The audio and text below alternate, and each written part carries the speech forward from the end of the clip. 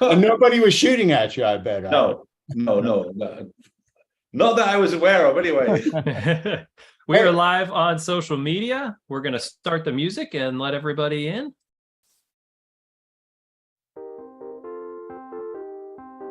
Here we go.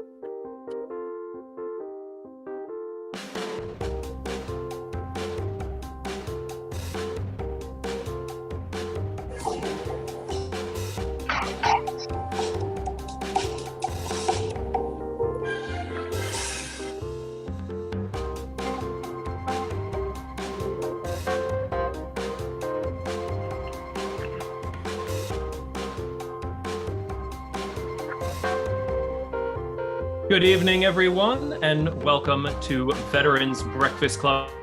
Oh, I'm sorry about that. I'm sorry about that, Sean. Sorry. Oh my gosh. Oh, I'm very sorry. you can't mess up the kickoff to the Super Bowl, but sometimes it happens, right? Welcome, everyone. It's BBC Greatest Generation Live for Monday, September 25th.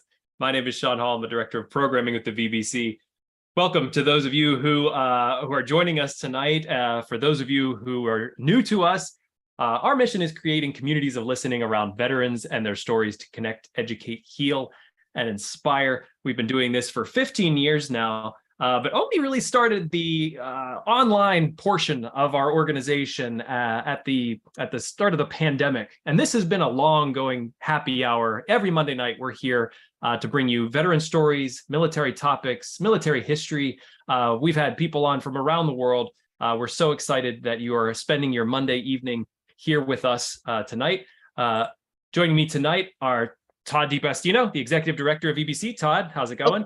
I'm doing well. I see we have two that I can see right away. World War II veterans in the room. Tom Wiley, B-17 pilot, flew 50 missions with the 15th Air Force. Wonderful stories to tell. We did a wonderful interview with him. He's 100 years old, turned 100 in June.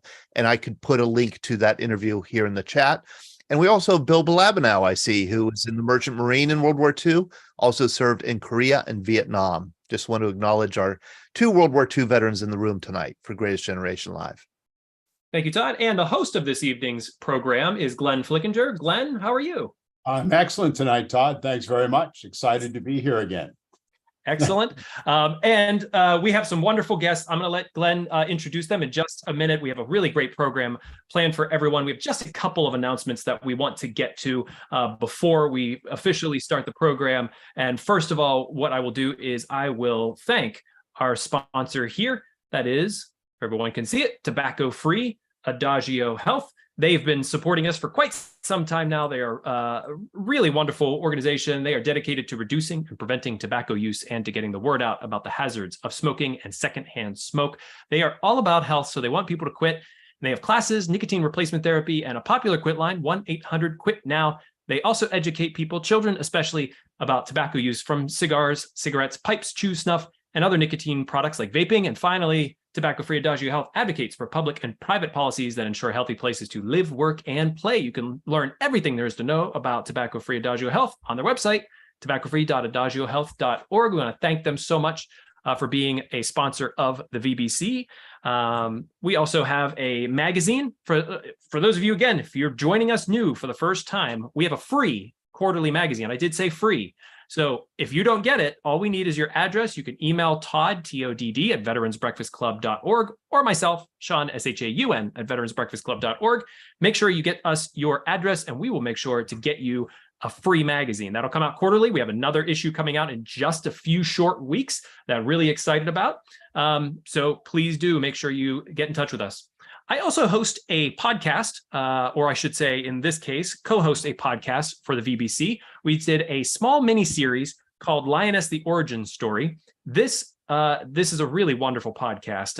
I'm not ashamed to toot our horn on this because it's quite incredible what we've been able to put together in a very short time. But this chronicles the women who fought in Iraq. And fought is the key word there, because before the combat exclusion policy, women had to be brought in because men could not search women and children. So they brought women in. And what happens when you go outside the wire, you may end up in combat, especially in Ramadi. So we decided to chronicle the idea of what happened when the Army invented the Lioness program. Then the Marines took it, created the FET teams, female engagement teams, and then the cultural support teams. Well, the most recent episode that just dropped is retired U.S. Army Captain Christina Tremblay joined us, and she talked about her 8 months that she spent a part of a cultural support team attached to a Special Forces Elite Operational Detachment Alphas in northern Afghanistan in 2011. Her story is incredible. I highly recommend downloading and listening to this, or popping it on, whenever you're in the car. Give it a listen. One of the best parts, and I won't ruin it for you, is they had to teach her how to be a better people person. So they sent her to Sephora and said, come away with $300 of free takeaways. And that was it. That was her goal. She had to go in and talk to people and get free samples and get up to $300 worth of that. It's an amazing story, even beyond that. So please give it a listen. Again, I think it's just a wonderful podcast. And we have a couple other programs coming up. We have a Somalia and Battle of Mogadishu coming up next Monday, October 2nd. That'll be on Happy Hour. And we have a couple really incredible programs beyond that coming up in October, 3 that are going to run 2 hours apiece. First one being Operation Urgent Fury. We're going to talk Invasion of Grenada. We have the author of this book, The U.S. Invasion of Grenada, coming on at the beginning of that program to give us a history lesson. And we have veterans coming on, including the gentleman here that is shown polling. I believe his name is Tom. We've got veterans coming on from that conflict. And then the following 2 weeks, we're going to do a 2-week program, each one 2 hours apiece. That'll be about the Beirut bombing, the anniversary coming up here in October. Again, thank you everyone for joining us.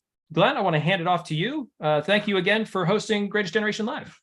My pleasure, as always. So for those of you who might not know me, who are new to the VBC this evening, my name's Glenn Flickinger. I'm a member of the board of the Veterans Breakfast Club, privileged to serve in that position.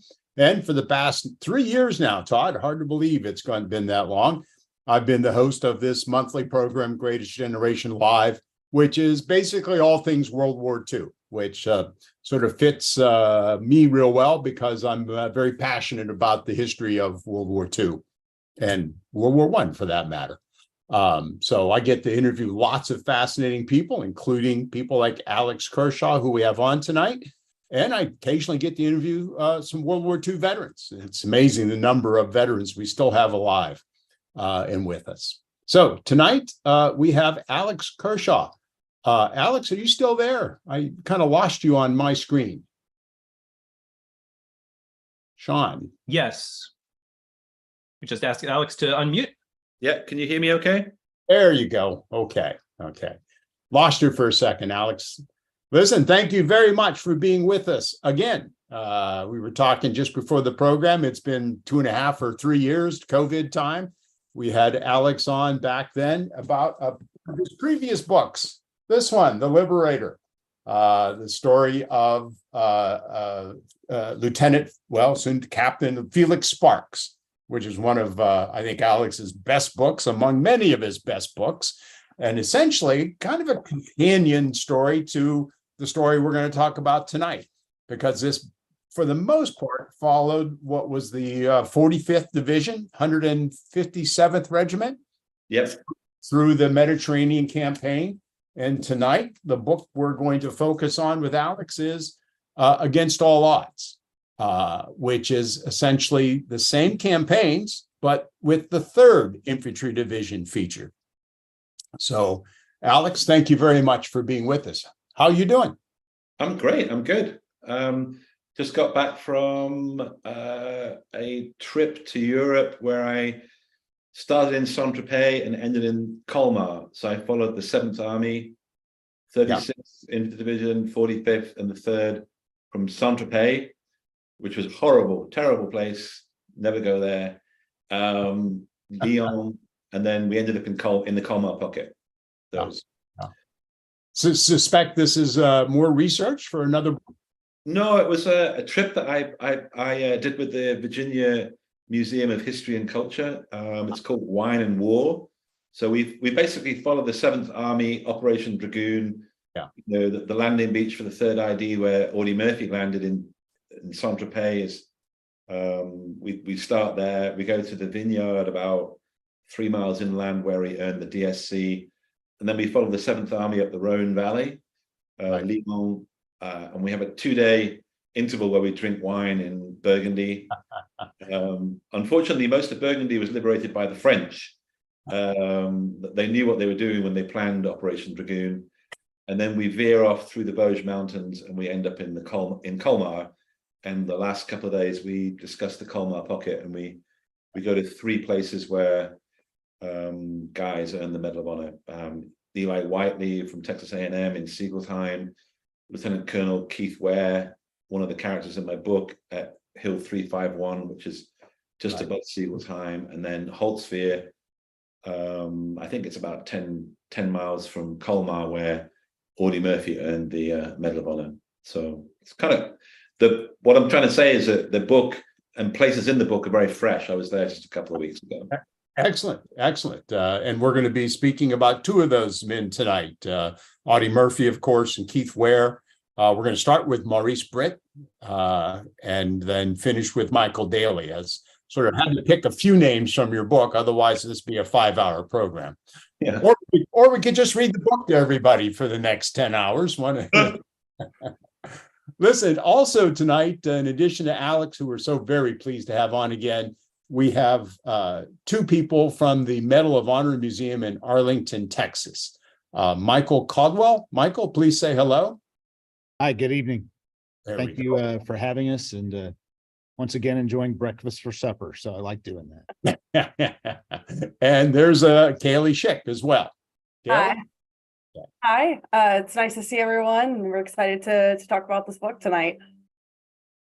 We had done a program with Medal of Honor Museum a year and a half or so ago on a B-17 pilot, Red Morgan, John Morgan.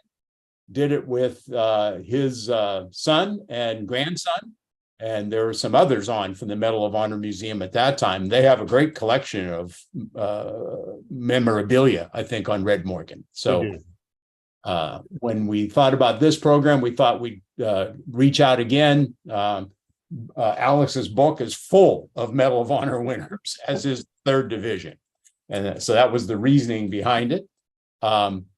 Michael, why don't you tell us a little bit about what's going on with the Medal of Honor Museum? I know it's in the process of being built.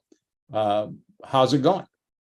Well, thank you, Glenn. And we really appreciate the opportunity to be on tonight with everyone. And I just wanted to say to all the veterans, thank you for your service and your contributions to this country. It's always with deep respect and honor, and a pleasure to speak with you. My dad is 96 years old, a veteran of World War II, Korea and Vietnam. So I just real pleasure to be here tonight and to be able to talk to Alex as well about his great book, Against All Odds. You know, with the National Medal of Honor Museum that we're building in Arlington, Texas, our whole goal with that museum is to tell biographical stories of Medal of Honor recipients, so that everyone who walks into the museum can see themselves in someone, and be inspired to live and lead with honor and do extraordinary things, just as these ordinary individuals did extraordinary things in battle. And that's the real whole purpose behind our museum. And Sean, if you have some slides there you could pull up, I'd like to just walk you through a couple of images that we have here, what it's going to look like and that kind of thing. And we can go to the next one. I always start with history, and I know if you go back one, I always start with the history, and I know all of you know that the Medal of Honor is our nation's highest award for valor in combat. It was signed into law, though, by President Lincoln in 1861. Since then, more than 40 million people have served the United States military, but only 3,517 have received the medal. 19 have received it twice.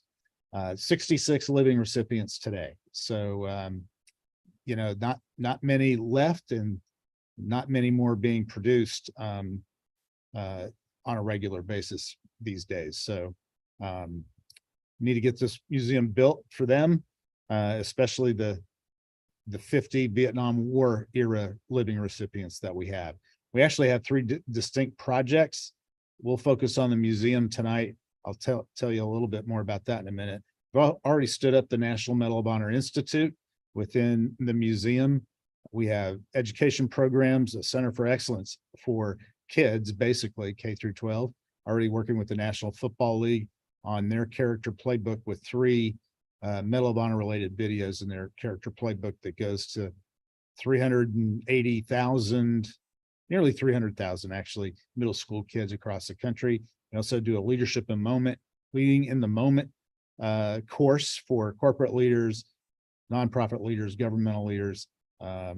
We've had one already back in mid-May. We have a major oil company coming in middle of October to go through that course. And we're building the National Medal of Honor Monument in Washington, D.C. So that is ongoing as well. We have approval to build it on the mall. We now need to get approval as to where on the National Mall to build it. We're trying to do that adjacent to the Lincoln Memorial because President Lincoln signed the Medal of Honor into law. So that's our 3 distinct projects. I turn your focus back over to that museum building. And while it's a very unique looking building, it also has some symbology to it. That square box you saw is our exhibition deck. And our architect was in his model room in New York City trying to figure out, okay, what is my design competition going to be? And they use these 1x1 steel plates to weight down their models as they're creating these models in their offices. And the architect is holding this thing. It's 1x1, about an inch thick. It's heavy. He says, maybe this is it. Like steel is forged in fire, a Medal of Honor recipient is forged by the fire of combat, and it's heavy, which represents the burden that a recipient has to wear it with honor and service for the rest of their life. So that's the symbology behind the box. If we go to the next slide, that box, which is 200 feet by 200 feet, you can see it under construction there. There's a construction site photos from just yesterday. The box is being suspended in the air by 5 mega columns. Those 5 mega columns represent the 5 military services that have awarded a Medal of Honor. And then, so you see all the structural steels in.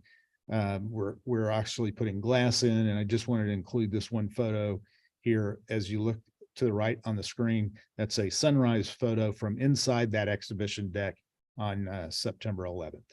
So that's what it looks like right now. We've been under construction since March 25th, 2022. March 25th is National Medal of Honor Day.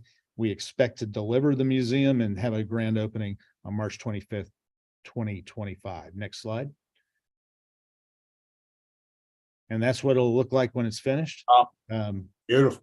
It's a beautiful building. And that black box is a 230 seat theater. The big gold box there is an event space. We call it the Great Hall. So really looking forward to this museum being opened. And it is, we're located in Arlington, Texas. That's smack dab in the middle between Dallas and Fort Worth.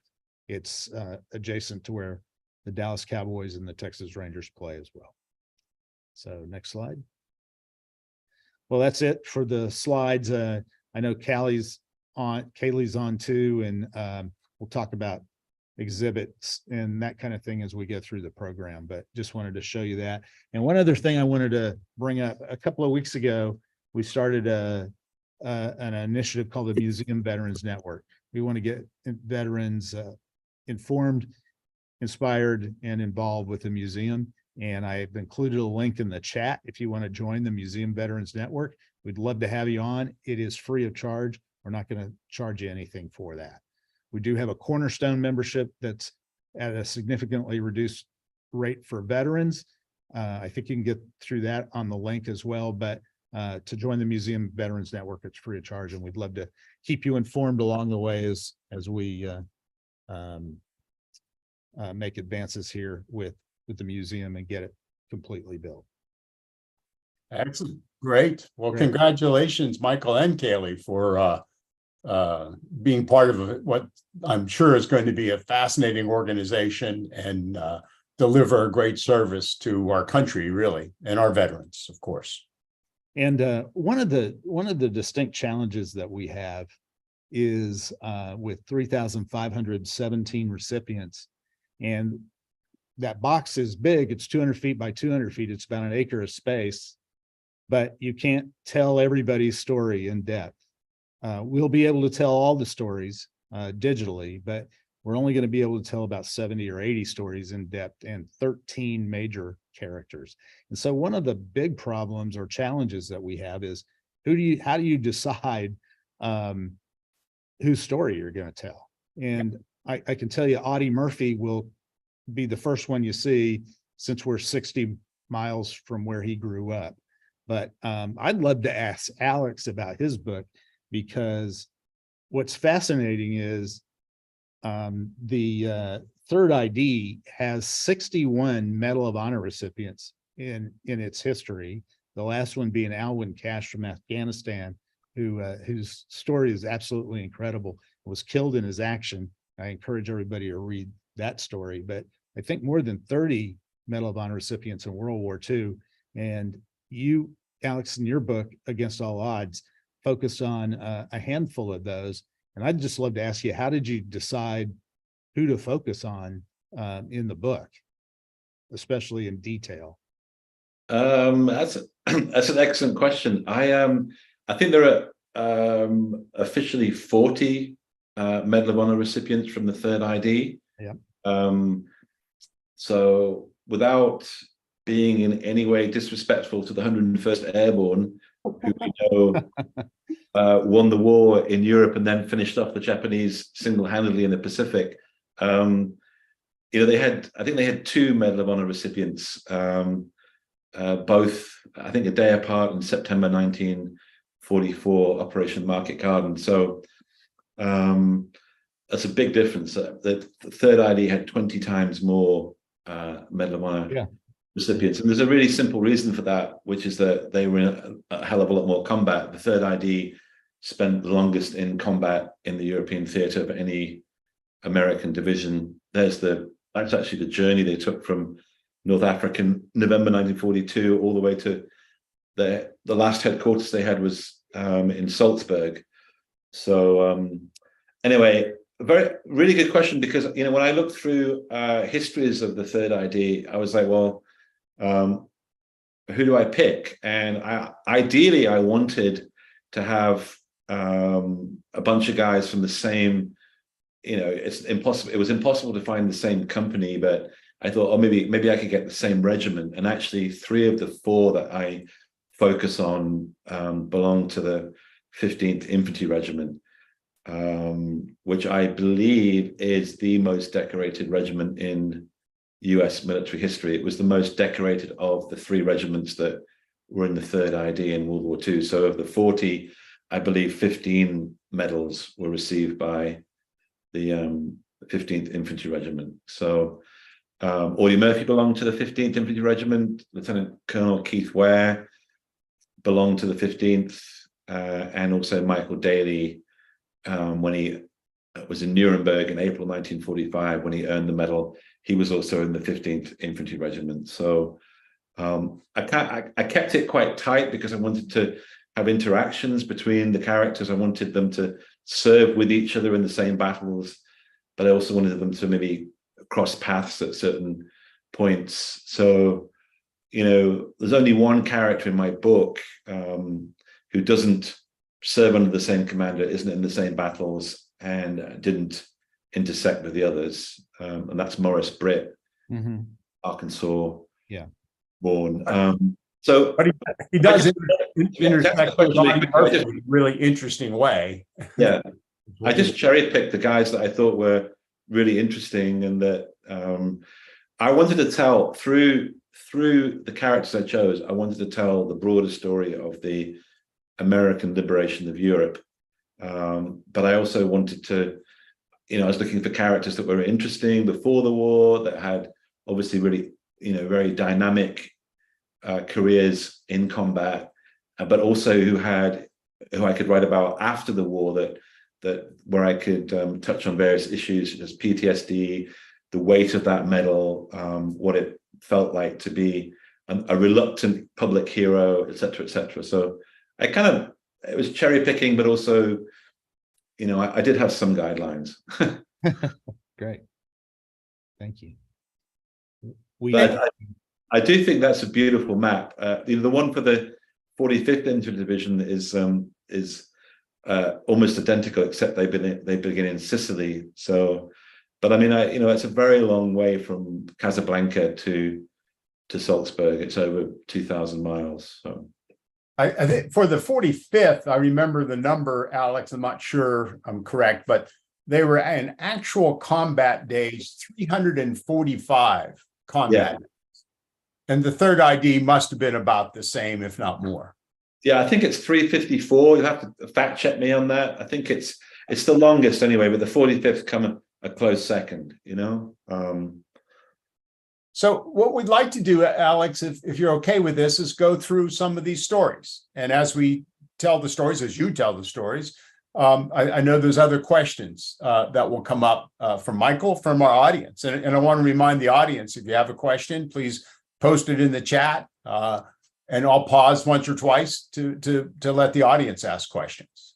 Okay. Yeah, guys, just fire away whenever you want. It's fine by me. And since I'm the guy who put the PowerPoint together, I get the first picture. Yeah, what a great guy. Lucien Truscott. Some people call him the other Patton. Notice he's wearing, I think it's an 8th Air Force flying jacket. Yeah. Husky voiced, third ID commander in Sicily and Italy. Promoted to a corps commander at Anzio because he was so valuable and so good at his job. And then, some people say he saved the day at Anzio. He was very incisive, very tough hombre, chain smoked, drank a lot, arrived in the European theater with a copy of War and Peace in his kit bag, very well educated, just an enormously well-respected guy, that a big heart, very emotional.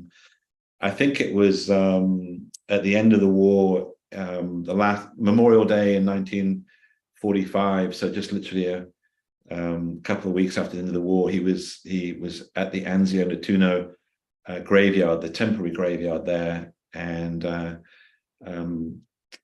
Bill Malden was actually an eyewitness, and Truscott stood in front of a bunch of press and military, and turned his back on them. And instead of addressing the press, spoke to I think there are now over 7,000 Americans buried at the Anzio Nettuno graveyard. And Truscott turned towards the white crosses and said, I'm sorry I got you killed. I'll live with that sense of responsibility for the rest of my life. So he was a enormously tough guy, but he had a lot of empathy, a lot of soul. Famously invented what was called the Truscott Trot. Yeah. To cavalryman by training. So he believed that he could turn the third ID into a highly effective form of cavalry. He wanted mobility, he wanted speed, and he trained the third ID in North Africa to perform what was called the Truscott Trot. So that's not a walk or a run. It's something in between. And I think it was in Sicily that the third ID performed the Truscott Trot at its most record-breaking. They covered more ground more quickly than any other US infantry division in the European theater. And the point being is that he thought that troops could be deployed so that they could outmaneuver, outflank the retreating Germans. And if you had speed and you just kept at them, then you could catch them on the hop. And before they could form a defensive line, you could get in amongst them and do some damage. And in Sicily, that was certainly the case. Yeah, I think the Truscott Trot was 4 miles per hour, 15 minutes per mile, which to an athlete may not sound like much, but you're carrying full military gear. They do it hour after hour, and they did it in the middle of battles, days after days of battles. So quite a pace to keep up. Safe to say, Alex, I'll make this a question. He's really the man responsible for molding the third ID into what it essentially became during the war. Yeah, definitely. I think that the character, the aggression, the spirit of the division was definitely, was embodied by this guy you're seeing here. I would argue, one of the finest combat generals in US history. So a remarkable guy. And one of the men he leads, and this is the first story you tell, is this man, Maurice Britt. Do I get that right? Maurice or Maurice? Yeah. So that's a picture. I think on the left, that's him at the University of Arkansas. That may be at the Razorback Stadium. But he was a very good football player. He played for the Detroit Lions, actually. And came from really impoverished background. Only one of the four guys I write about didn't endure terrible hardship and loss and real poverty when they were growing up. His father died, I think, when he was 14. Basically did any job he could find to put food on the table. Went to the University of Arkansas on a athletic scholarship, and then found himself as a captain in the 3rd ID, and was among the very first troops to land at near Casablanca during Operation Torch. So literally one of the first Americans to see combat as an officer in World War II. Right. And then fights all the way through to central Italy, which I had a map up there of. Yeah. Right. So the Americans land at Salerno in September of 1943. We're jumping over Sicily and North Africa just out of time. And Alex, talk to us a little bit about the campaign up through these mountains of Italy and the terrible fighting that took place along this route. Well, I think what's really clear from the map is that you have those various German defensive lines. So, Napoleon said famously that you don't invade Italy from the heel. You go from the north towards Rome, Naples, etc. You don't invade from the south, because all you're looking at is one mountain range after another, and we're talking about mountains that are 4,000 to 6,000 feet high. So Bill Malden, to mention Bill Malden again, he was there. He was actually saw a lot of action with the 3rd ID, and he called the Italian campaign Mountains, Mules, and Mud. So literally it was one mountain after the other. In the fall of 1943, after we just about get away with it at Salerno, we landed only 2 US divisions at Salerno.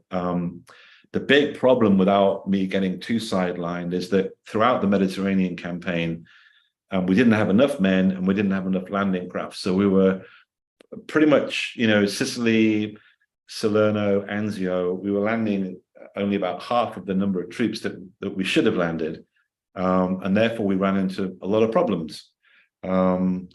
A lot of bitter discussion to this day about whether the Italian campaign should have taken place at all.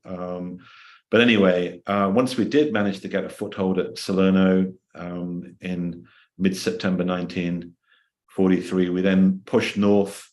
Naples is taken at the end of September 1943, but we are pushing the Germans back through central Italy, from one mountain range to another. The Germans were brilliantly led by, I think, the finest defensive general of World War II, Kesselring, and he let us take a mountain. He pulled back, created a defensive line, and then inflicted maximum casualties. It's a war of attrition. It's just like World War I in the mountains. We didn't go very far, and we suffered very high casualties. The 3rd ID in the fall of 1943, I think, set a record for continuous combat, almost 3 months. So that's like mid-September to finally pull off the line in the middle of November 1943. And as Truscott said, that his division was broken. It was decimated. Very difficult conditions: cold, wet, windy, high altitude, bare mountains.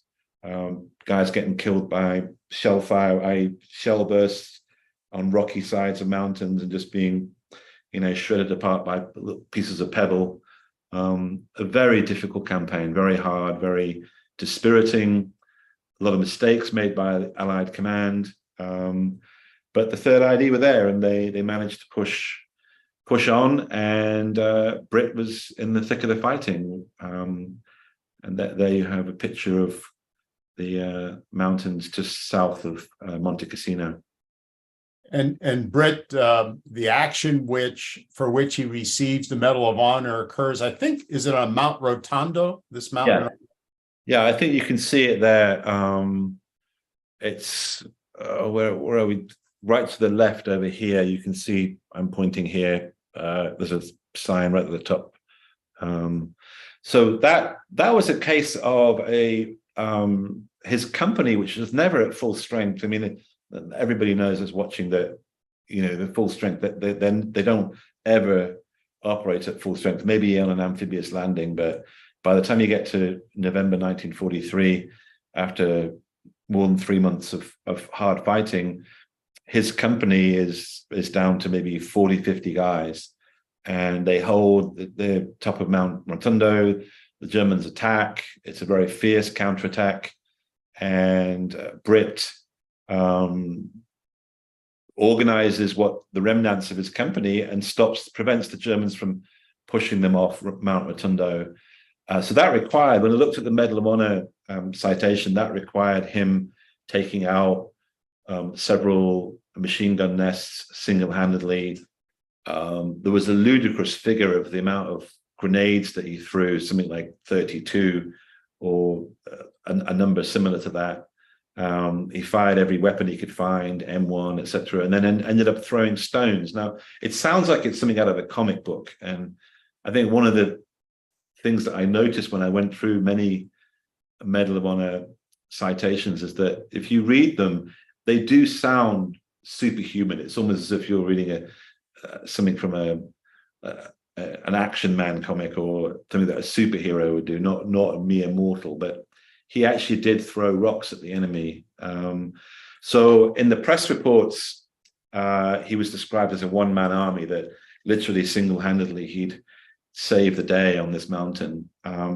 Later on, when he was interviewed, interestingly, he took real umbrage at this description, and he was a gentleman. He didn't snap at reporters, but I came across a couple of instances where you could tell that he was very quick to scotch the idea that there's any such thing as a one-man army in the US military. That he said, I didn't do it alone. There were guys with me, and no one achieves anything alone in a battle, in combat. And he didn't want to take any of the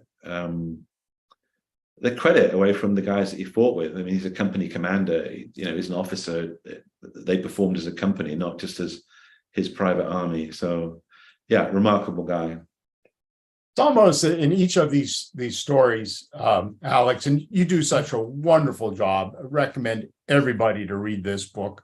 When you describe the actions of these men who received the Medal of Honor, that's a great analogy. It's almost like a Marvel comic book.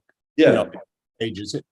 But how do you get to such a vivid description of how these men performed under such incredibly difficult circumstances? Well, in Britt's case, he co-wrote a very long series of articles for, I think it was the Chicago Tribune. I mean, thousands and thousands of words. So that was a really great find for me in the archives of the University of Arkansas. That was one of the reasons why I chose Britt, was because there was so much primary material, so much stuff that he'd either written, many interviews with him. This guy was a big deal in World War II, and until Audie Murphy earned the Medal of Honor, he was the most decorated US infantryman of the European theater. So this is the first guy in US history to gain the Bronze Star, Silver Star, Distinguished Service Cross, and the Medal of Honor. So you can imagine in 1944 in the US. Ex-professional athlete, good-looking guy. You know, he's got the full set of medals that you can win, or rather earn. I hate to use the word win. So he was a big deal. It was a really big deal. A lot of press on him. He was very happy to go along with the US Army's request that he go on war bond tours, etc. And he was the poster boy for American courage in the European theatre. The only problem with Britt is that he had an arm missing. We can talk about that later. So he's not Audie Murphy. Audie Murphy becomes the ultimate poster boy for American heroism in Europe. But until Audie Murphy blasts onto the scene in 1945, it was Maurice Britt. It was a hell of a story, you know. The fascinating thing about Maurice Britt, he didn't lose his arm in the action that earned him the Medal of Honor. Subsequently, the 3rd Division was withdrawn from central Italy and then is one of the divisions that lands at Anzio, and he loses his arm in action at Anzio. Yeah, he actually was there with the first wave at Anzio when we landed. I think it's the 21st of January 1944, and it was 2 weeks later. He was trying to identify enemy tanks probably about 7-8 miles inland from the landing beaches. It stood in a window of what was the skeleton of a house, and a Panzer spotted him and fired on him, and the shell unbelievably went through the window where he was standing, exploded, killed a bunch of guys just behind him, wounded several others really badly, and blew off his arm. He had a lot of shrapnel wounds too, all over his body. So guy next to him, thankfully, was quick-witted enough to pull off his belt, performed a tourniquet, saved his life, and Britt was pulled out of Anzio, went to North Africa to recuperate for a few weeks, and then ended up back in the US by late spring of 1944. So yeah, he was very, very lucky to live. His arm was literally clean blown off. And you know, I think one of the things about the photograph is, you know, you've got some really wonderful photographs. Thank you so much. But the thing about the photograph that's so, you know, to me, this is a very poignant photograph because, you know, here's a professional athlete that can never play football again, and he's holding a football and he's got the sleeve tucked into his uniform. But note the smile on his face, because that's not just for the photographers. I interviewed his grandson, who said that he never saw his grandfather without a smile on his face. So this is a very ebullient, positive, dynamic, optimistic, energetic guy here that brought a lot of joy into a lot of people's lives, and was very popular with his men. That, you know, always looked on the bright side, which is a real attribute as a leader in those conditions at that stage of the war, you know. Right, and as you said, he comes back to huge acclaim. Yeah, versus promoted by the U.S. Army and the military to sell war bonds, and all the attention is placed on him at that time. Yeah, I mean, he's greeted when he gets back to the U.S. George Marshall, no less. You know, I'd argue that there were 3 key individuals that were absolutely essential to victory for the US in World War II: Stimson, Marshall, and Roosevelt. Marshall organizes a welcome party of 2 generals to welcome Britt back to the United States. That's how important a symbolic figure he was, how much he mattered to the guys at the very, very top. Something I thought was interesting in your book is how kind of referred to both Britt and Murphy as the next Audie Murphy, or the next Sergeant York, and how the country was kind of looking for this war Sergeant York, and to think about how Murphy was influenced by York, and then kind of, I thought that was an interesting line of thought in there. Yeah, I mean, they, you know, it wasn't a cynical campaign. You know, they didn't want to use Britt, but they knew that America needed public heroes, superheroes. That was something that was inspiring. It was motivating. They would give more money to the war effort. They would maybe work harder. They'd be inspired. I don't like to call it propaganda. I know that Britt didn't consider his role in promoting the war effort as being anything but part of his duty. I mean, he felt like he couldn't be in combat anymore, so he would devote his efforts to continuing the war effort in the way that he could. But yeah, we were definitely looking for all the Alvin Yorks we could get in World War II. America was not bombed. It was not, it was not Tarawa. It was not Anzio. It was often difficult for people in America to understand the hardship that was entailed by these two wars of attrition going on at the same time. I came across a letter, I quote it in the book, from Eisenhower, and I think it's sort of January of 1945, and I can't quote it exactly, I don't have the book to hand, but Eisenhower was very upset and really frustrated that the American people didn't understand the hardship entailed in combat, from his point of view, certainly in the European theater, that he was exasperated by the lack of understanding of the American people of just exactly what it was taking in terms of lives and moral wounds that all of these guys were suffering to bring that terrible war to an end in Europe. There was always this sense of distance, lack of understanding of what was really going on, whereas Europeans didn't have that sense of distance from the war. No. Mike, I think that's the part you noted, that letter that Alex was referring to. That was a letter, was it to Ernie Pyle? Yeah. Interesting, that here's the Allied Supreme Commander writing to a journalist. I mean, not any journalist, it's Ernie Pyle, but the fact that he would do that, with 3 or 4 months of the war to go, just after the Battle of the Bulge. Actually, I don't think the Battle of the Bulge had even concluded, but it says something about the depth of Eisenhower's feeling about the plight of the men serving under him. Did General Eisenhower get the effect that he desired after the letter was delivered to Ernie Pyle? I don't know the answer to that question. It's a difficult question to assess. I don't think there's any journalist that did a better job than Ernie Pyle of portraying the ordinary American infantryman in World War II. I'm always, people ask me, what's your favorite book about World War II? And I have many, but I always say that if you want to read the poet laureate, the American poet laureate of World War II, you should read Ernie Pyle. Brave Men is all you need as an introduction to the guys that actually won it on the ground and in the air, but mostly on the ground. Pyle followed American forces from North Africa, Sicily.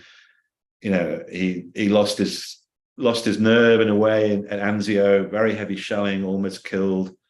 Goes in just after D-Day, has a mental and nervous breakdown in July of 1944 that not many people know about. But at one point he says, at the height of the Battle of Normandy, before we've really broken out, that he's just tired of seeing so many young Americans with their heads blown off. Yeah. I mean, corpses everywhere, and he had enough. He'd seen too much death.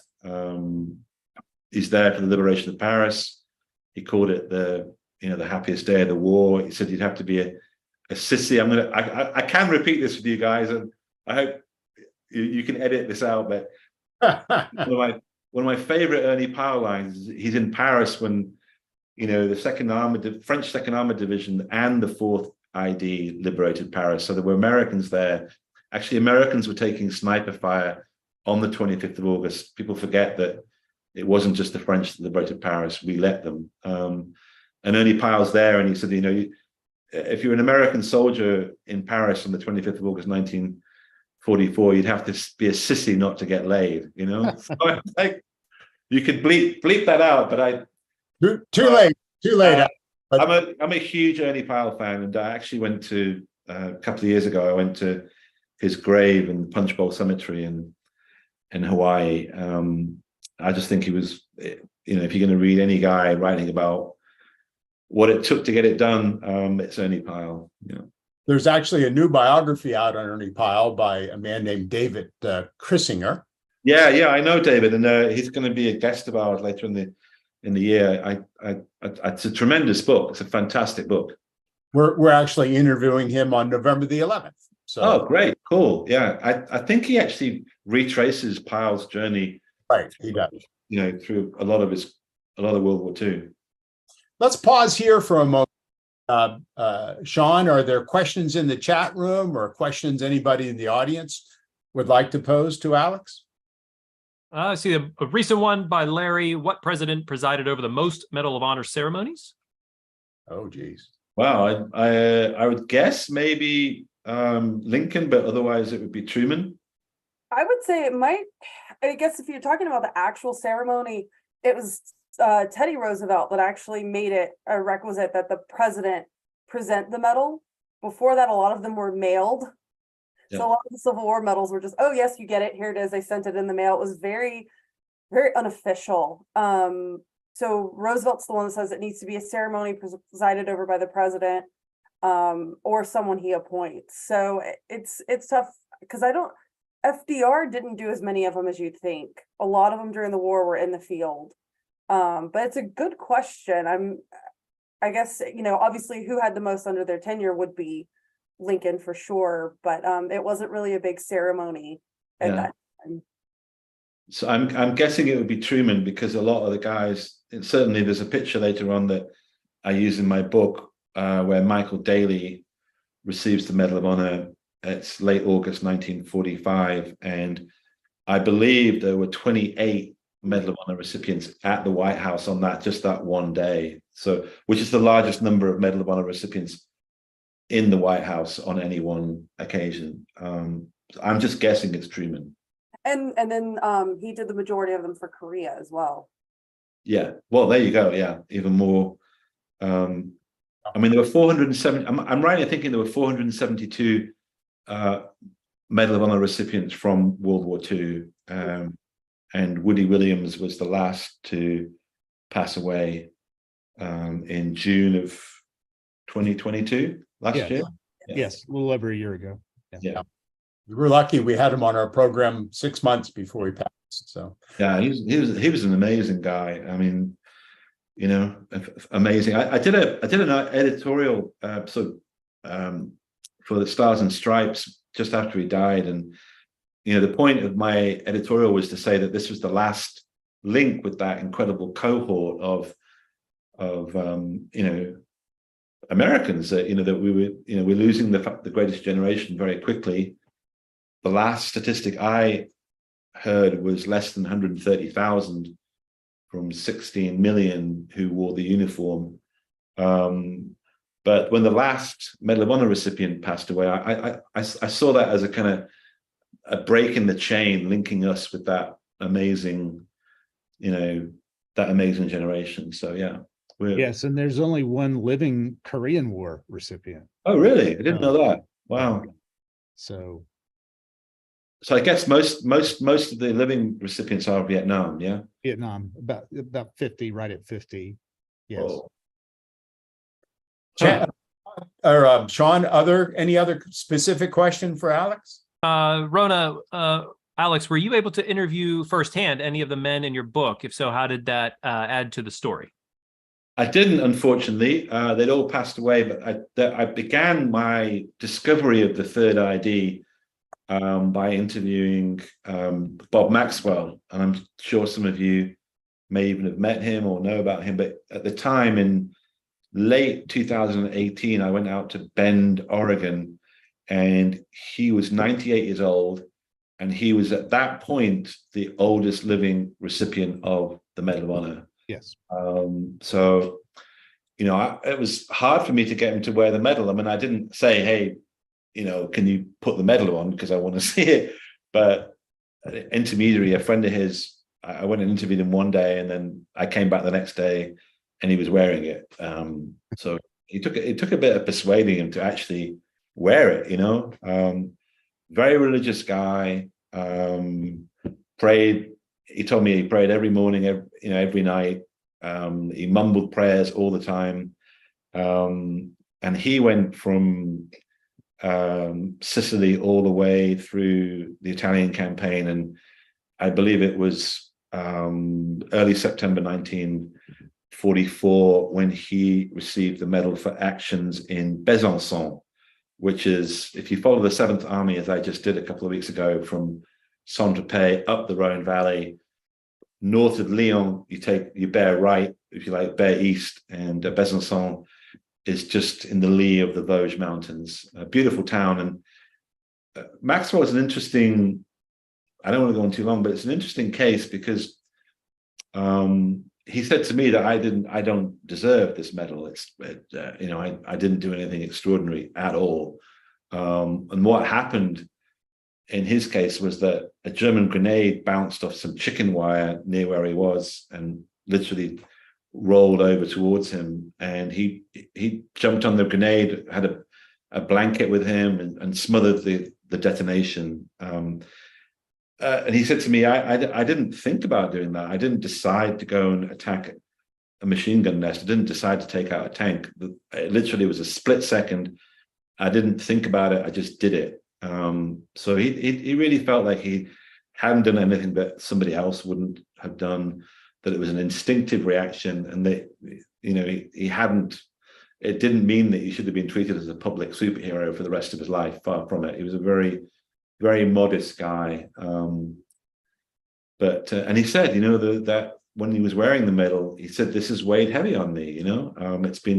It's been difficult to bear the weight of responsibility that this medal entails." He said, you can't get drunk, you can't beat your wife, you can't get divorced. You have to perform as somebody that is almost perfect. And no one's perfect. Everyone's human. We all have flaws, but you're out there in the public spotlight, and you're treated as someone that you're actually not. And he said that was definitely the case for me, that I don't feel like I'm a hero. I just did my job like everybody else. We were all trying to get home. There were a hell of a lot more people that deserved the medal, that should have got it. And a lot of them died, and no one saw what they did. Let's not forget that you need eyewitness reports to earn the Medal of Honor. And just look at Omaha Beach, June the 6th, 1944. There's dozens of guys that should have perhaps received the Medal of Honor that no one was there to see what they did. They died doing it. Yeah. Listen, Alex, if we could, let's. There's so much to talk about and so little. But let's move on to this man. Hopefully, I did this right. Everybody can see this photo of Audie Murphy. Yeah, that's a beautiful photo. I love that photo. Notice the stripes on the shoulder, the blue and white stripes. That's the patch for the Marne men, as they're otherwise known. And look how young he is. I don't know when that photograph was taken. I'm guessing it's not 1945 when he received it. It may be later. Sorry? 46 or 7, as I recall the caption I took it from. Yeah, I mean, there's another really famous one of him looking like a movie star that's taken in 1948 when he went to France to receive the Légion d'honneur.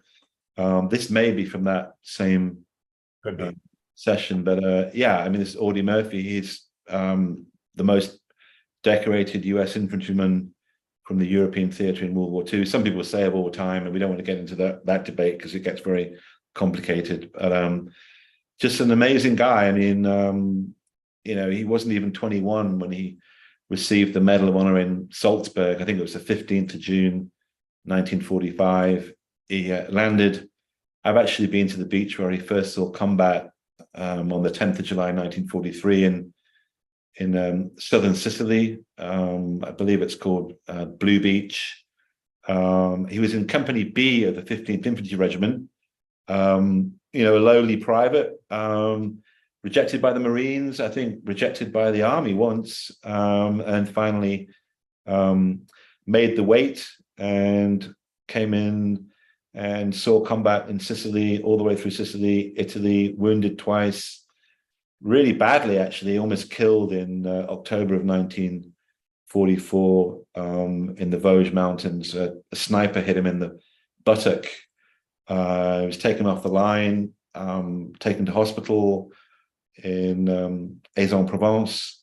And unfortunately, the wound became gangrenous, and he had 4 to 5 pounds of rotten flesh carved out of his buttock, and then went back and rejoined Company B. And he rejoined at the height of the Battle of the Colmar Pocket in late December of 1944, and then fought on with Company B, had been promoted to a sergeant. And then the day that he earned the Medal of Honor, he was promoted to company commander of Company B, the same company he'd fought from Sicily with. And then taken off the line, I think, in early March 1945, when he learned that he was going to receive the Medal of Honor. Like a predator. I couldn't find a better example of a more effective killer stroke leader in combat. And I've been writing books about US servicemen in Europe for a long time. A brilliant shot. When he was a kid, he had to hunt, but literally feed his family, large family. I think he had 8 or 9 brothers and sisters. His father abandoned the family when he was 12. His mother died when he was 16. So to some extent, he'd been brutalized by poverty and grief and abandonment before he even put a uniform on. But it was very quick moving, a brilliant shot. I'll give you one example that I came across that I mentioned in the book. He was in training for Operation Dragoon. So this is like July 1944, before his 4th amphibious landing in the south of France. He was in training, and he was hitting targets while running with a carbine from 50 yards perfectly. So he's running, firing a carbine, and holding targets 50 yards away at least perfectly. He was astonishing, He was the first guy you'd pick to be in your team in World War II. Well, and as a kid, I watched this movie at least times, and these are shots. Yeah, I mean, I think it's that's a really good photograph. That one you just showed of him with that's the 50 cal, I think, isn't it? Yeah. That's a really heavy gun to be picking up if you're just one guy. But that's actually taken in it's from the movie, the 1955 movie To Hell and Back, which is based on his autobiography that he co-wrote with a very good Hollywood writer. So unbelievably, he played himself in the movie of his life during World War II. And this is the film came out in 1955. It was the highest grossing movie for Paramount up to that date. It made him rich. He gambled most of the money away. He's not a drinker, not a womanizer, but he got a real buzz out of a flutter on the horses and lost most of his money through gambling. But I think it's a really good movie. I really like the movie. I think it holds up really well. He had a big argument with the producers. They said, look, we want a scene in the movie where you receive the Medal of Honor. And he said, I don't want that. I don't want to, I'm not out for glory. And they actually had to persuade him to include a scene where he received the Medal of Honor.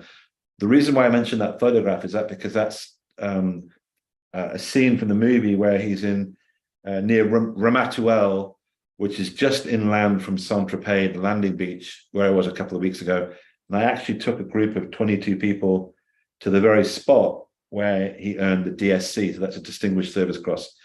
He took out a German machine gun position in a vineyard. And unfortunately, that very day, 15th of August, 1944, which was the first day of the Operation Dragoon landings, He lost his best friend, Latty Tipton, who features prominently in his book To Hell and Back under a different name, but it was a very sad day for Audie Murphy. We actually, when I was in Europe recently, we actually visited Latty Tipton's grave, which is in the Draguignan American Rhone Cemetery, about an hour's drive further north from Ramatuelle. And Audie Murphy and Keith Ware, who we're going to show next, earned their Medal of Honor during the campaign for the Colmar Pocket. Yeah. Which is those actions in World War II, which I'm sure very few Americans could name, right? Not well known, but just ferocious fighting. Can you describe this area a little bit and describe the actions that took place? Yeah, well, to the north of this map, you have the Vosges Mountains. To the south, you're heading in towards, you've got Switzerland. So this is like the Rhine is to the far right of the map, and Siegfried Line right here. Yeah, and then the Rhine is also in there.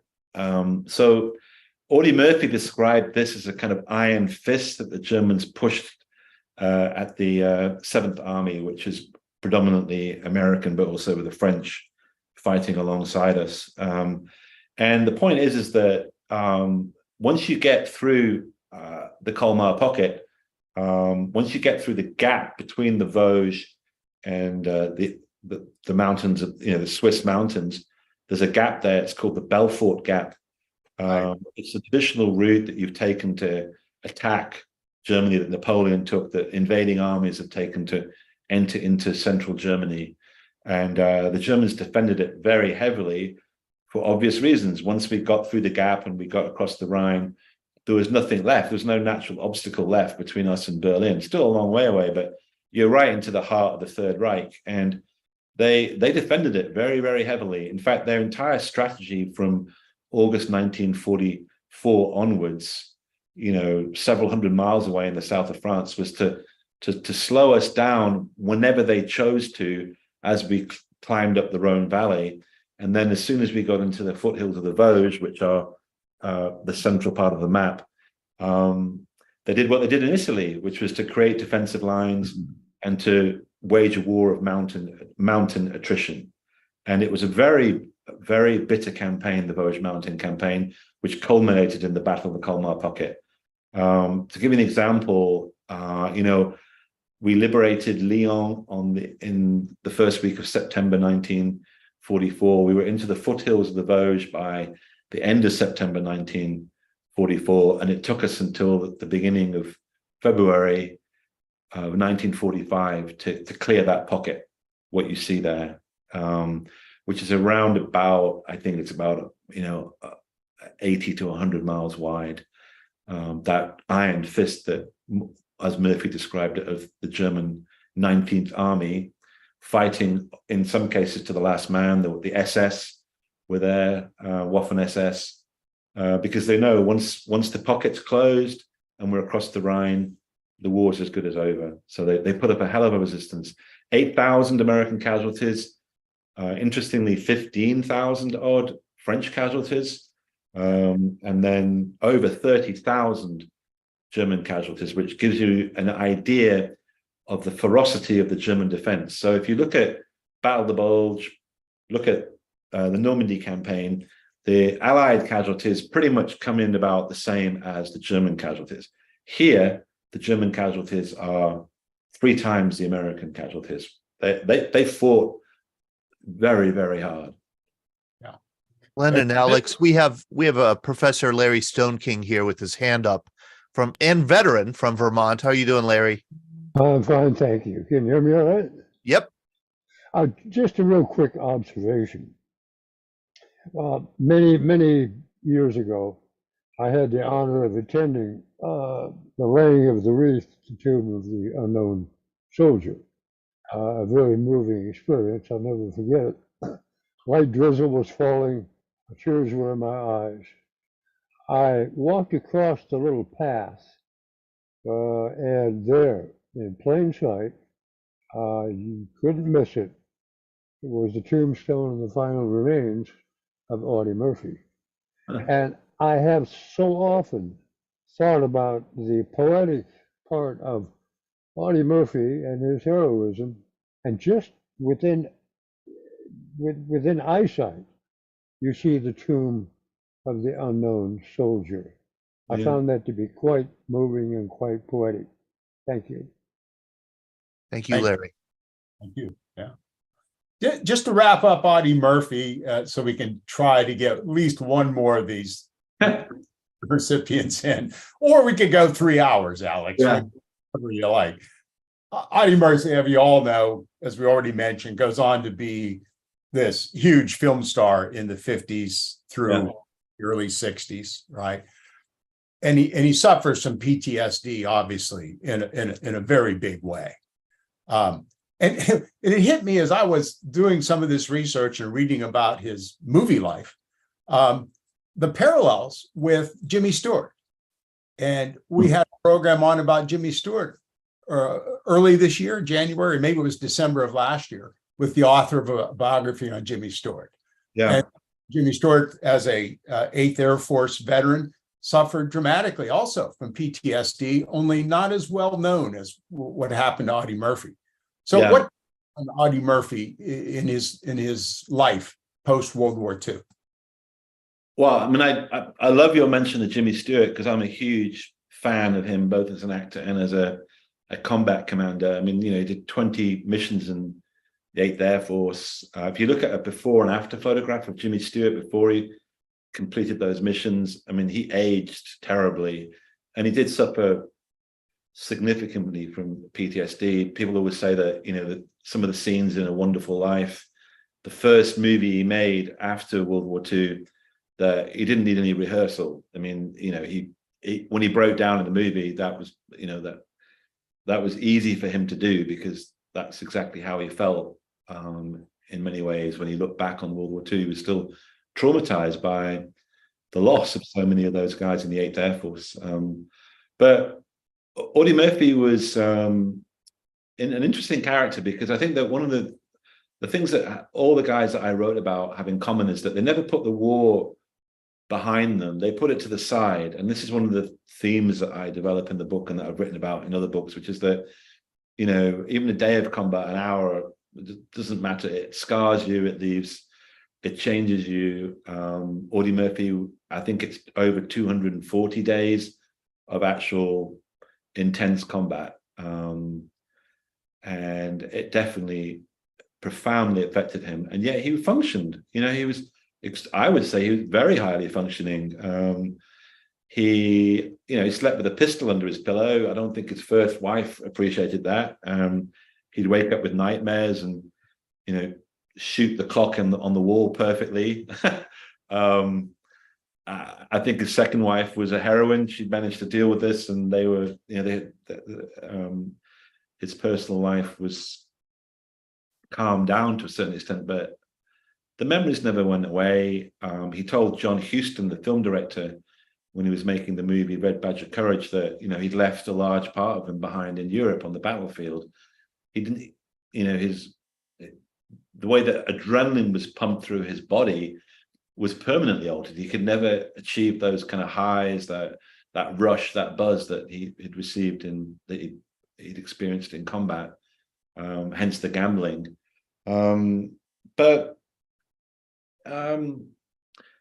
he made a lot of films. He made over 30 Western films. He was very active in Veterans Affairs. He was one of the first World War II veterans to publicly state that he did suffer from combat fatigue, that the war had profoundly affected him and his generation. So I think in terms of stripping the romance away from World War II, he did a lot there.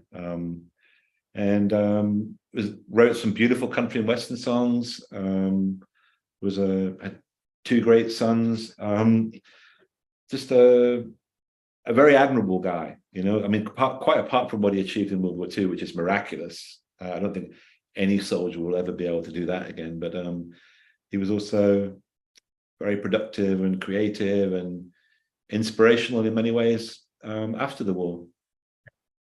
And a shame that he passed so young. Yeah. Let's pause there for any questions, Sean or Todd, that we could take from the audience, or Michael, Daly. Michael, I'll mute you. Yeah, and then just a reminder that we are the VBC, and our mission is creating communities of listening around veterans and their stories to connect, educate, heal, and inspire. I put a link to our survey here in the chat. If you'd like to click on that, it'll take you 2 to 3 minutes just to answer a few questions, and we will certainly take those to heart as we continue to develop programs through the end of this year and into next year. Yeah, if there are any questions, if anybody raised their hand, I don't see anything in the chat, unless you saw anything, Todd. Bill Confer says the weather must have been difficult in January and February. Yeah, it was. It was very difficult. And people always say, about the Battle of the Bulge, they say that it was the coldest winter in living memory. And I actually did a bunch of research because I've just written a book about Patton in the Battle of the Bulge. And the winter of 1944-45 was actually the coldest of the 20th century. It was several degrees below normal, the temperatures there. So veterans called it the frozen crust, really extraordinarily harsh conditions, guys, when they wake up in a foxhole in the morning, if they were brave enough to go to sleep, because they could literally die in their sleep from hypothermia, they would leave patches of their hair on the side of the foxhole that was frozen to the foxhole. So, very hard fighting. Rona Simmons asks, so what's next for Alex? Well, just finishing the book. It's called Patton's Prayer, about mainly about Patton. It follows Patton almost minute by minute through the Battle of the Bulge, and it also tells the story of the guy that served under Patton in the Third Army, the relief at Bastogne, and then follows Patton to the end of his life. So I chose the Battle of the Bulge with Patton because those were his finest hours. He was absolutely superlative. It was almost as if he'd been born to fight with the Third Army, lead the Third Army through the Battle of the Bulge. So that's what's coming up next. If we could, let's jump now to 2 more people that we're obviously going to have to go a little. Normally we stop at 8:30. If people don't mind, we can go a little bit beyond. Todd, Sean, is that okay? Good to go. So the next person we wanted to bring up was Keith Ware. Yeah. Who I think in this picture is on the far left. Yeah, he's the dude with the sunglasses on. Yeah. Yeah. And I think is he receiving his Medal of Honor here? Yeah, that's the 23rd of April, 1945. It's in the Sports Palace. It's if you go to the left of Ware, literally about 2 yards, you'll be at the podium where Hitler made his famous speeches at the Nuremberg rallies in the 1930s. So this is all that's left of the Nuremberg parade grounds, and that's the 5 guys from the Third ID. The only time in World War II that 5 men from one unit received the Medal of Honor on that actual battlefield. Nuremberg has literally been liberated the day before. So yeah, that's Keith Ware. He was Audie Murphy's company commander, B company commander in Sicily in 1943. He knew Audie Murphy obviously very well. He commanded him throughout World War II, and he received the Medal of Honor for actions at Siegelheim, which is in the Colmar Pocket, on the 26th of December 1944. There's a picture of Siegelheim, one of the most ruined, most utterly flattened towns in all of Europe. We shelled it to smithereens. One thing I should say about Ware is that he's the only draftee in US history to end up as a general officer. So he was working for a catalog company in California, was drafted, the smart guy, sent him to officer training school, ends up as a captain, B company commander when we invaded Sicily, and by winter of 1944-45 as a battalion commander, lieutenant colonel, and goes through all the way through the war, stays in the US Army, and then is the commanding general of the 1st ID in, there he is, in 1968. So his helicopter was shot down in Cambodia. We weren't supposed to be in Cambodia in 1968, but the Viet Cong were. Therefore, commanders of that caliber, of this guy's caliber, went to where the enemy were to check on their troops, to make sure that we were doing the right job. And his helicopter was shot down. He died aged 53. So only draftee to become a general officer, received the Medal of Honor as a battalion commander. There aren't many lieutenant colonels who received the Medal of Honor, certainly for the actions that he performed, which is where he went ahead of his, not only a company, but his entire battalion, and took out 4 German machine gun nests, accompanied by a Sherman tank, but with a BAR, which had tracers. He laid fire down on machine gun nests, cleared them himself, and a tank fired at various other German positions. So a guy that absolutely led from the front. I interviewed his widow at quite some length when I was researching the book. And I think the US Army has its main award for journalism is named after Ware. One of those, incredible leaders, extraordinary civilians that became a great combat commander. You didn't until you put people into the moor, until you really tested them when the bullets flew, you didn't know who was going to perform really well and who wouldn't. No one would have guessed that Audie Murphy, the way he looked like a boy, literally a boy, would have become the ferocious asset that he became. In fact, Lieutenant Colonel Keith Ware, there with the sunglasses on, he actually took Murphy out of the lines in Sicily. He said, I'm not in this war to kill kids.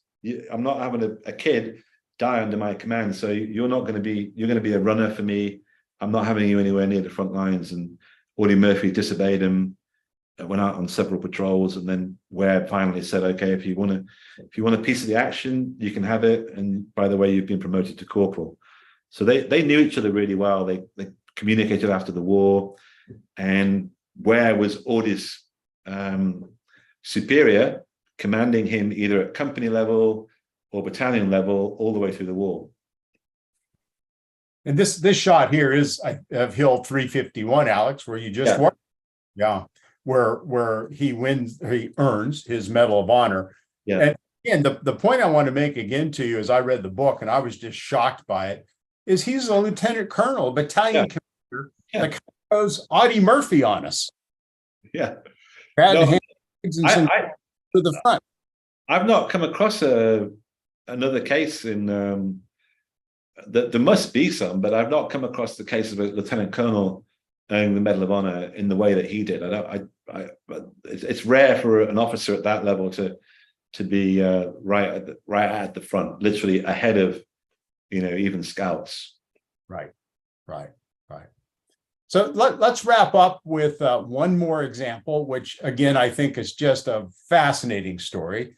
And when I first read the book, Alex, I'm like, well, wait a second. We were in Italy with the 3rd Infantry Division, and now we're on Omaha Beach. What happened? So, and that's because of this man, Michael Daly. Yeah. Well, again, this is an example of what young people can do. He was a company commander. Murphy became B company commander age 20. And this guy was a company commander age 20 in the same regiment, the 15th Infantry Regiment. So West Point dropout, that's his plebe photograph at West Point. I think that's taken in 1943. You can see 6'4", very tall, skinny guy, Catholic from Connecticut. Father was a prosperous, very successful lawyer on Wall Street. Privileged upbringing. Father highly decorated in World War I. Father was actually served in the Pacific and the European theater in World War II. And he threw his books in the corner one day at West Point, said, there's a war on, I'm done with this. Hated the regimentation at West Point, hated the hazing, which always led me to think, well, what the hell is he doing at West Point for? But anyway, he drops out and becomes a private. And his first day of action was the 6th of June, 1944, Omaha Beach. He lands around 1:30 in the afternoon and is fights with the 1st Infantry Division all across France, earns 2 Silver Stars, wounded at Aachen in September 1944. First time we really hit the Germans, and it's the first German city where we learned that the Germans were going to fight very differently than they did in Italy and France, i.e. It's their homeland. And then begs Alexander Patch, the 7th Army commander, who was very good friends with his dad. There's Patch there. So Patch and Daly's father were good friends. They actually served together in the Pacific before coming to the European theatre. And Daly became Patch's driver. And Patch joked that he that he didn't want Daly to be his driver because it was the closest he came to death in World War II, because Daly literally had his foot to the metal, his pedal to the metal all the time. So asked Patch to send him back into combat, and Patch does so, and Daly ends up as A Company commander in the 15th Infantry Regiment, and joins the 15th Infantry Regiment at the end of literally just a couple of days after Ware earned his Medal of Honor at Siegelsheim, and Daly fought all the way through Siegelsheim. There's really that's the Second World War in the coal mine pocket. Look how thin he is. Look how exhausted he is. Maybe getting an hour or two of snatched sleep at night, day after day. Very cold temperatures. 20 years old with, never, as I mentioned before, full company strength, but maybe 70, 80 young Americans, depending on his every decision every day. And then, crosses the Rhine.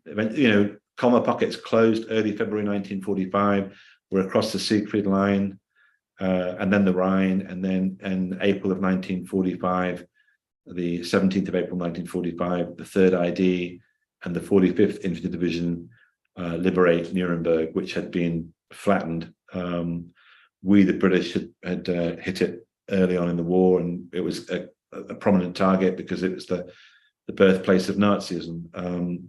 That shows the extent of the ruin. So I think those are 3rd ID guys. It could be the 45th, but Daly was an interesting case because, like so many Medal of Honor recipients, he earned the medal for doing something that others thought was the noble, the honest, and the most effective way of ending that war, which is that something that would cost you your life, but it had to be done. Someone had to do it. And therefore Daly did it. And time after time, just like Audie Murphy, if a tank needed to be taken out, if machine gun nests needed to be silenced, he often did it.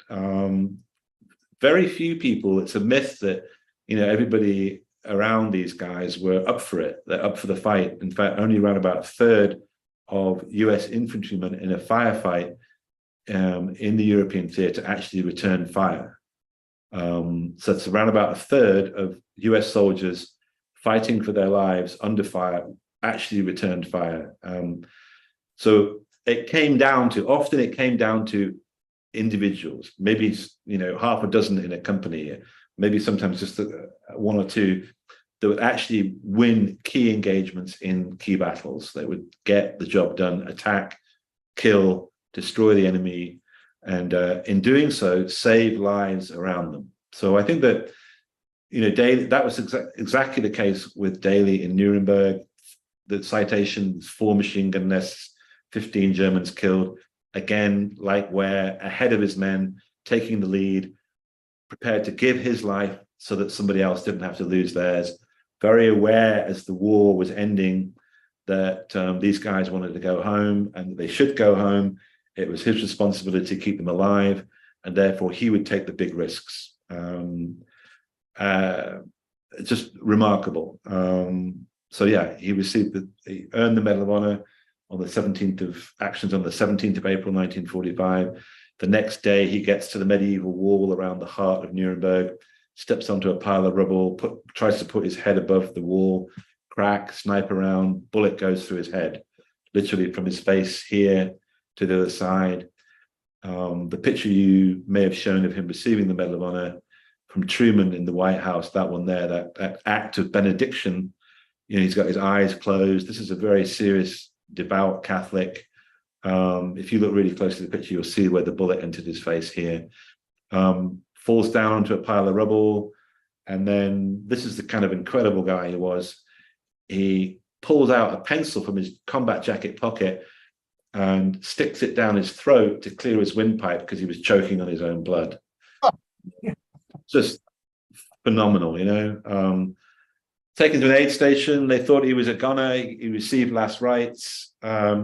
Somehow he got operated on. They saved his life. And then I think that was the 23rd of August. I'm not quite sure. 23rd of August, he's receiving the Medal of Honor from Truman in the White House. And there were, I believe, 28 other Americans that very same day in the same room that also received the medal. And that's the largest number ever to receive the medal on one day at the White House. So that's Michael Daly, and he's still only 20 years old there. Yeah. So that's D-Day. That's 6th of June, 1944. We're looking at August 1945. He's still 20 years old, and he was a company commander in some of the toughest fighting you could ever be in World War II, and he was still 20 years old with full strength, a company of 200 men under his command. So these are extraordinary human beings. These are absolutely exceptional human beings. So one last point I want to make, and then we'll stop this and get the audience to ask questions. So I kept showing this picture of Alexander Patch. Yeah. And I'm sure you know this story, Alex, and it connects to Michael Daly. One reason Patch accepts Daly as an aide is because Patch had just lost his own son. Yeah. Captain Daly. I mean, he only had one son too. One child. I've only got one kid, a son. So yeah, his son was killed in October 1944. And I think one of the things that really struck me about Patch is that, number one, he's one of the most underappreciated army commanders of World War II, and in history, full stop. He didn't blow his own horn. Very, very dependable, popular, and Patch died at age 55. The war beat the hell out of him. He's brokenhearted by the loss of his son. He's still got over 250,000 Americans under his command trying to finish the war, and he carries on. But I think he was emotionally very seriously wounded by the loss of his son, and literally within a year of the war ending, he died of ill health. But if you look at the letters between him and his wife back in the US, they are really devastating, because his wife knew that their son had been wounded and had been taken off the line. And Patch was in a position, obviously, as 7th Army commander, to have a word and to make sure that his son didn't go back into combat. He'd done his job. He'd performed heroically, but the son, like Daly, wanted to go back. They didn't want to sit out the war if they could fight. And Patch agrees to his son's request and allows him to go back into combat. And his wife had begged him not to do so. And he has to write. Imagine having to write the letter to your wife saying, "Our son is dead. And by the way, I know that you asked me to not send him back, but I did." So the letters are really heartbreaking. They're really powerful. And there's a third element of the tragedy. His grandson, West Point graduate, dies in Vietnam. Yeah. Hell of a family, Just make shudder with. Yeah. Yeah. There's a great statue to Patch right as you come off the beach in Ramat-Well and near Saint-Tropez. So the landing beach where Audie Murphy came ashore on 15th of August, there's a really lovely memorial to Alexander Patch. So I'm going to stop here, and Todd and Sean, questions in the chat room, questions from the audience. Alex has been so generous with his time and knowledge. Let's take more advantage of them. Let's ask more questions. Or also to the Medal of Honor Museum folks. John Pert asks here in the chat, what could you say about Captain Lewis Miller? I met Medal of Honor recipient Colonel Lewis Millett, our base commander at Fort Devens, Massachusetts in 1966. He led a bayonet charge up a hill in Korea. I don't know if anybody on the call knows about Lewis Millett, John. Larry Stone King, how are you? I'm fine, thank you. Talking about all of the people that performed amazing heroic acts, of which there are many, many more that have gone probably unrecognized. When I was a very young man and was shuffled off to Vietnam, I went to Vietnam with the idea that I had the makings to be heroic, that I could do something spectacular, largely because of growing up playing Army in the backyard like many of us do. When I got to Vietnam, after just a couple of days in country, the first rocket or mortar landed and blew up right next to my hooch. I can still remember the concussion, blew me out of my bunk. All my heroism and my ideas about it evaporated. And ever since then, I have held people like Audie Murphy and Lee Marvin and Mr. Rogers, and all of whom we're talking about, in very high regard. They acted in a way that I'm not sure that I could have risen to. I wanted to provide a little context to that. Thank you, Larry. That's wonderful. Yeah. What makes Medal of Honor recipients different from the rest of us? Bob Flage.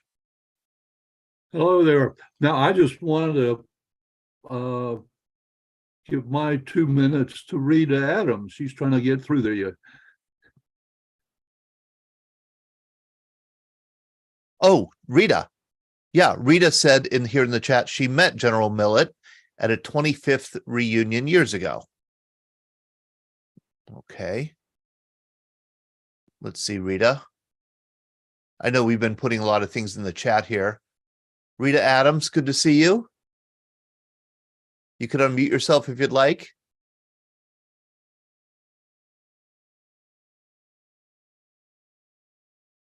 Did you have anything else to add, Bob? Yes. Well, I just had a question about the Medal of Honor Museum. And has anybody seen or know anything about the National U.S. Army Museum that they're building in Virginia? There is supposedly a corridor that's developed for Medal of Honor winners that's kind of interactive, that you can, listen to their, all of their stories. That's exactly right. One of these days, I'm a founding sponsor, and one of these days I hope to get there. But like I say, it seems to be pretty massive. The building's all stainless steel. Yeah, several of my colleagues have been to the new Army Museum at Fort Belvoir. I personally have not. I don't know about Kaylee or not, but I haven't had the chance yet, but I hear great things about it. Absolutely, and they do have a hall dedicated to Medal of Honor recipients, and so really, I used to watch it being built when I lived there, but have not been able to go. But I hear a lot of great things about it, and I know our folks who have visited are trying to use some of those ideas as well in how we tell our stories. Yeah, it does a phenomenal job of telling the Army story over time. The Veterans Breakfast Club did a trip there in the summer of 2022. It was absolutely wonderful. Yeah. Rita, how are you? Is Rita gone now? Oh, dang it.